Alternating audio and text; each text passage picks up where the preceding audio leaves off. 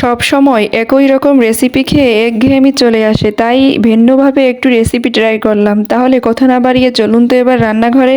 এখানে আমি মসুর ডাল নিয়েছি, ভালো করে ক্লিন করে ভিজিয়ে রেখে একটা পেস্ট তৈরি করে নিলাম। এখানে চালের গুঁড়া, বেসন, কাঁচামরিচ কুচি, হলুদ, মরিচ, জিরা, লবণ, রসুন পেস্ট সব ধরনের ইনগ্রিডিয়েন্টসগুলো একসঙ্গে মেখে নেব। রেসিপির মূল অংশে চলে আসলাম। একটা কুমড়ো পাতা নিয়ে তার ভেতরের ও বাইরের অংশে খুব ভালোভাবে ডালের পুরটা মেখে নেব। কোনো বাড়তি খরচ ছাড়াই ঘরে থাকা সামান্য উপকরণ দিয়ে রেসিপিটা করলাম।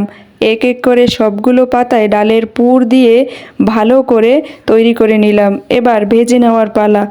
তেলটা যখন অনেক গরম হবে তখন পুরে ভরা কুমড়ো পাতাগুলো একে একে তেলের মধ্যে দিয়ে দেব এবং পরে আঁচ কমিয়ে মিডিয়াম লো হিটে ধীরে ধীরে ব্রাউন করে ভেজে নেব। এই তো সবগুলো ভরা ভাজা হয়ে গেছে। এবার গরম গরম পরিবেশন করুন। এটা খেতে সত্যি অসম্ভব মজা হয়েছিল। আজ এ পর্যন্তই, দেখা হয়ে যাচ্ছে নতুন কোনো ভিডিওতে।